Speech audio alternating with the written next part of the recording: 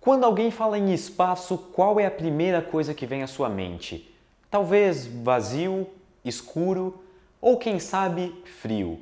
E existe uma forte tendência de as pessoas imaginarem o espaço como um lugar frio, assim como existem vários motivos pelos quais as pessoas pensam dessa forma.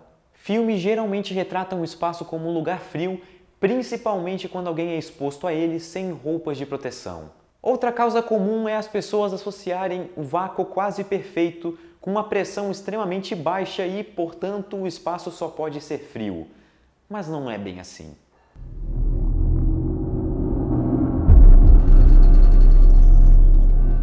O que está errado aqui é afirmar que o espaço é frio com base na nossa definição termodinâmica de temperatura, porque a nossa definição termodinâmica de temperatura só funciona para coleções muito grandes de partículas. E o motivo disso é que a temperatura é uma média das energias cinéticas das partículas que compõem o sistema. Você até pode associar essa energia interna com uma velocidade de translação, mas isso não significa que aquelas partículas vão ter aquela velocidade. Medir a temperatura de uma gota de água faz todo sentido, porque uma gota de água contém algo na ordem de 1,67 vezes 10 na 21 moléculas, ou seja, isso é uma coleção grande o suficiente. O problema é que o espaço interplanetário, que é o espaço que permeia o sistema solar, tem uma densidade de pouquíssimas partículas por centímetro cúbico. Aqui nas proximidades da Terra, esse valor é de algo em torno de 5 partículas por centímetro cúbico. Então, se você quisesse medir a temperatura do espaço propriamente dito, isso não faria sentido, porque a temperatura, do jeito que a gente definiu ela, só faz sentido para uma coleção grande o suficiente de partículas e o espaço interplanetário, infelizmente, não a tem. Então, de certa forma, é seguro afirmar que o espaço não tem uma temperatura bem definida para pequenas porções de volume. E o que eu vou falar a seguir é meio contraintuitivo, mas se você pegar um volume suficientemente grande, você terá uma grande coleção de partículas e a definição de temperatura volta a funcionar. Mas isso gera uma questão interessante. O que aconteceria com um ser humano exposto ao espaço sem nenhum tipo de roupa ou proteção, ignorando completamente os efeitos da baixa pressão e se importando apenas com a temperatura? E isso é extremamente curioso, porque aqui na Terra a maneira como o nosso corpo troca calor com um meio, que é a atmosfera, é pela condução térmica. E a condução térmica nada mais é do que uma sucessão de colisões entre partículas que acarretam na diminuição da velocidade de partículas rápidas e aumento da velocidade de partículas lentas, até que eventualmente o sistema atinja um equilíbrio térmico e a troca de calor por condução pare. Mas no espaço a condução térmica é quase nula, você não tem uma atmosfera ou um meio para trocar calor com você por condução térmica. Então, será que a sua percepção de temperatura funcionaria no espaço? E a resposta é sim, só que provavelmente seria uma sensação muito estranha, porque a única temperatura que você conseguiria sentir seria a sua própria temperatura. Mas sem um meio para trocar temperatura por condução térmica, você perde uma das funções principais do seu corpo, que é regular a sua própria temperatura. Então, provavelmente, várias partes do seu corpo começariam a aquecer indesejavelmente e isso poderia ser muito perigoso. Mas, felizmente, você começaria a esfriar com o passar do tempo. Sem condução térmica e convecção, a única maneira pela qual você pode trocar energia é por irradiação.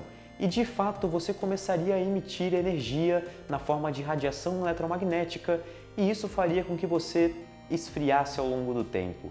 Todo o corpo a uma temperatura maior do que a temperatura ambiente emite radiação na forma de ondas eletromagnéticas até que a sua temperatura seja igual à da temperatura ambiente, e isso é calculável. Com a equação de emissão de radiação por um corpo negro, nós conseguimos calcular a quantidade de radiação emitida por um corpo humano como função da sua temperatura. Esqueçam por um momento qualquer efeito da exposição ao espaço no corpo humano. Imaginem apenas um ser humano largado no espaço sem proteção nenhuma, fora da atmosfera terrestre, só que ainda em órbita da Terra. Para esse ser humano, a taxa de perda de energia na forma de radiação é de cerca de 1015 watts. 1 watt é 1 joule por segundo, ou seja, um ser humano no espaço sem nenhum tipo de proteção térmica perderia energia, perderia calor a uma taxa de 1015 joules por segundo. Mas existe uma variável a mais no nosso problema: o Sol.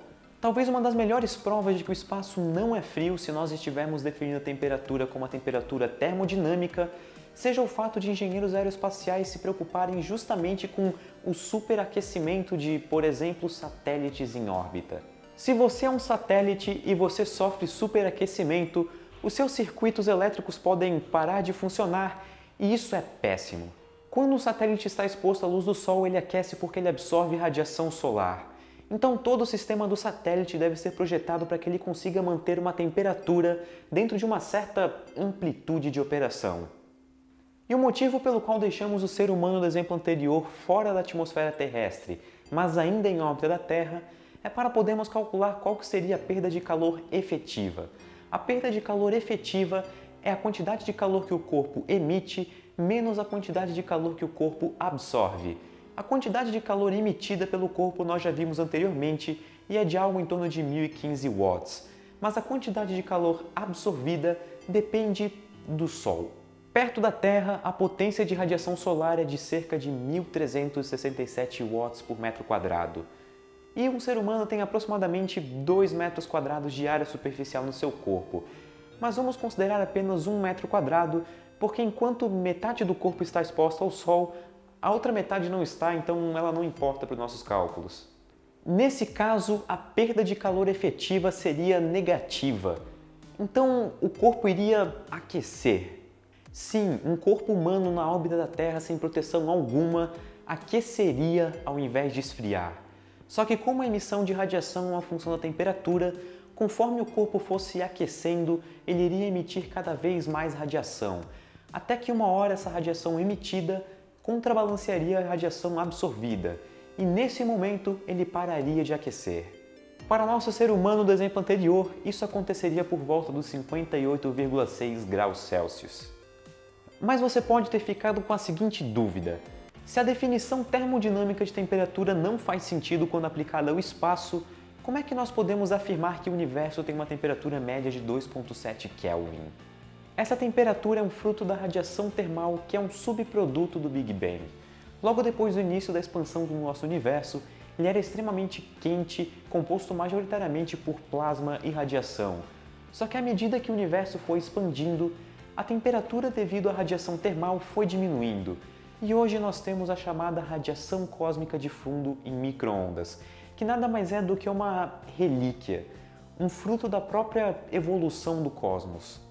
E o mais interessante é que em qualquer lugar do céu que você olhe com um radiotelescópio potente o suficiente, você pode ver essa relíquia e apreciar a quantidade enorme de conhecimento escondida no que antes se achava que era nada. Muito obrigado e até a próxima.